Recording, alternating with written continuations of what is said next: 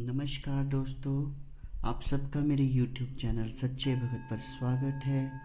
और मैं आशा करता हूँ कि माता रानी की कृपा और भगवान शिव की कृपा से सभी अच्छे होंगे और अपने घरों में स्वस्थ होंगे। दोस्तों, आज जिस विषय के ऊपर हम चर्चा करेंगे वो विषय ये है कि रोज़ हमें अपने इष्ट की पूजा अर्चना कैसे करनी चाहिए। मेरे एक व्यूअर हैं, उन्होंने मेरे को व्हाट्सएप नंबर पे व्हाट्सएप किया था कि गुरुजी आप जो हम रोज़ पूजा पाठ करते हैं उसके बारे में हमें कुछ बताइए कि हमारा पूजा पाठ करते समय रूटीन क्या होना चाहिए। तो उनके आग्रह पे ये वीडियो मैं बना रहा हूँ। और ये भी हो सकता है कि ये जो भी व्यक्ति इस समय मेरी वीडियो देख रहे हैं उनके मन में भी ये प्रश्न आता हो कि हमें रोज़ जो हम पूजा करते हैं उसकी करने की सही विधि क्या है और उसका सही समय क्या है। तो उसके बारे में आज हम चर्चा करेंगे।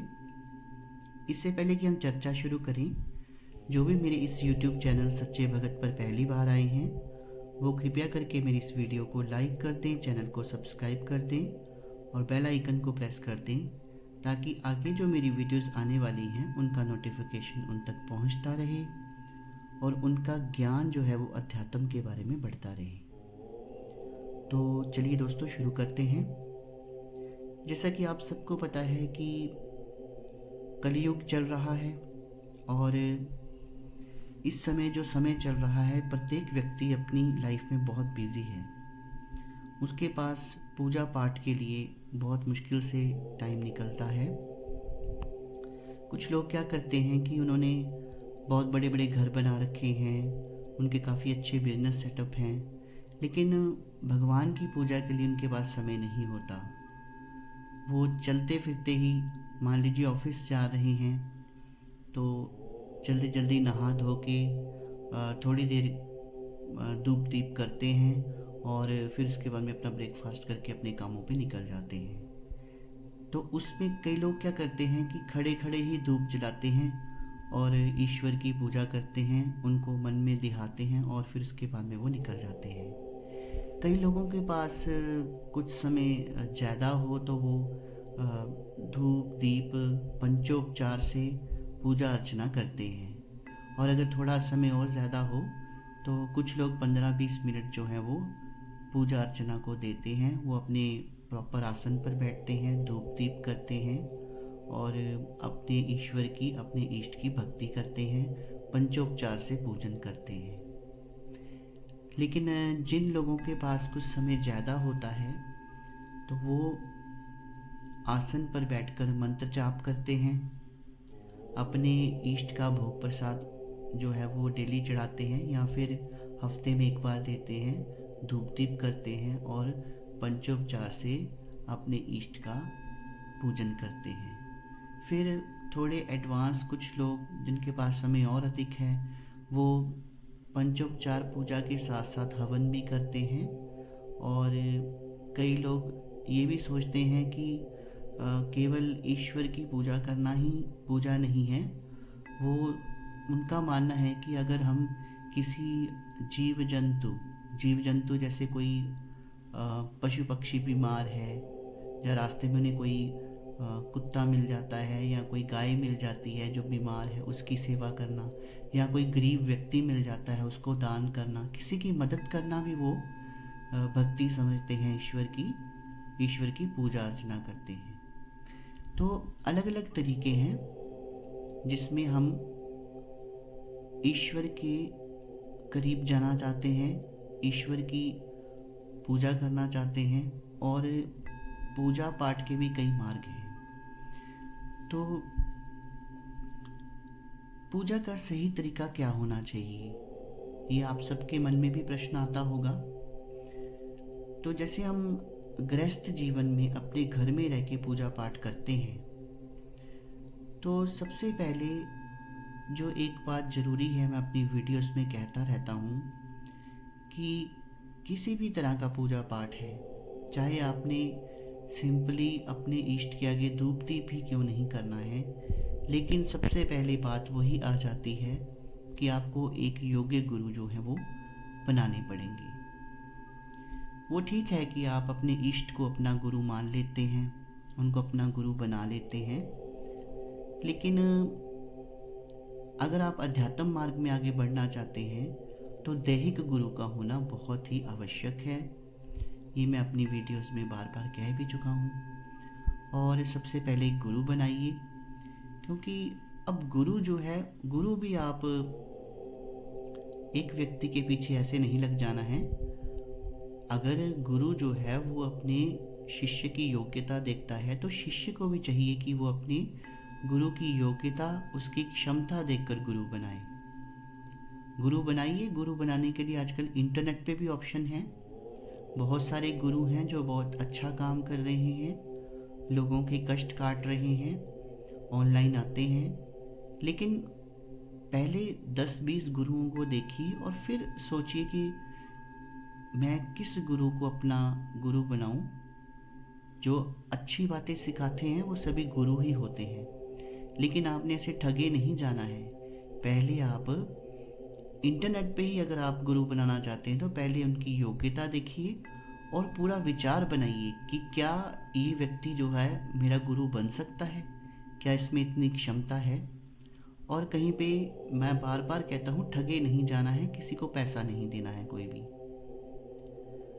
क्योंकि लोग इंटरनेट पे भी बहुत ठगे जाते हैं और कई बार ऐसे दीक्षा ले लेते हैं कई जगह जहाँ पर काफ़ी पैसे लेकर उनको दीक्षा दी जाती है या एनर्जी ट्रांसफ़र किया जाता है। तो ऐसे आपने ठगे नहीं जाना है। हाँ, लेकिन एक हद तक ये बात सच है कि गुरु को बनाना बहुत ज़रूरी है, क्योंकि गुरु ही पूजा की सारी विधि बताते हैं और वो ही इष्ट का भोग प्रसाद बताते हैं। कितनी माला का जप करना है, कौन से मंत्र का जप करना है, विधि क्या रहेगी, तो ये हमें दैहिक गुरु ही बताएंगे। आध्यात्मिक गुरु हमारे सामने आकर तो नहीं बता सकते ना, तो वो गुरु के माध्यम से ही बताते हैं। एक बात मैं और आपको कहना चाहूँगा कि जैसे आप गृहस्थ आश्रम में रहकर पूजा पाठ कर रहे हैं तो पूजा का समय एक होना चाहिए। मान लीजिए कि आप, कई लोग होते हैं वो ब्रह्म मुहूर्त में उठ के जाप करते हैं, कई लोग होते हैं सूर्य ढलने के बाद रात 10-11 बजे के बाद जाप करते हैं, और कई ऐसे होते हैं जो शाम 6:30-7 बजे के बाद अपनी पूजा शुरू कर देते हैं।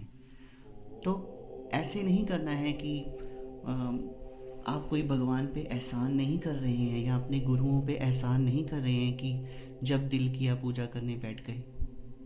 आपके इष्ट को भी तो पता होना चाहिए कि आप उसके प्रति कितने डिवोटेड हैं, कि सब कामों को छोड़ के, इस दुनिया को छोड़ के कुछ समय के लिए आप अपने इष्ट के सामने बैठते हैं और उन्हें अपना समय देते हैं। तो इसी तरह एक इष्ट और भगत में एक रिलेशन बनता है, खिंचाव पैदा होता है।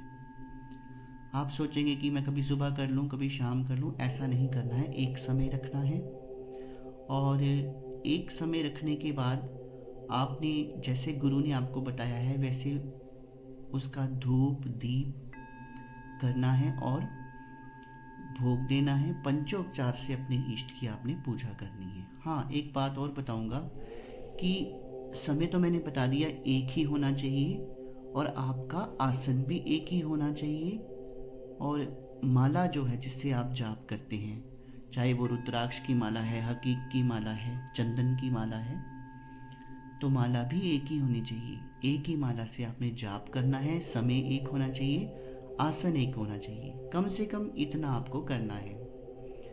और अगर आप अध्यात्म के मार्ग में ये सोच रहे हैं कि मैं गद्दी लगा लूँ, लोगों के कष्ट दूर करूँ, क्योंकि होता है ऐसे, जब आप गुरुओं को, भक्तों को ऐसे करते देखते हैं तो मन में आता है कि हम भी किसी का भूत वर्तमान भविष्य बताएं, और अगर कोई रोगग्रस्त है या फिर भूत बाधा से ग्रस्त है तो उसका ये जो कष्ट है हम दूर करें।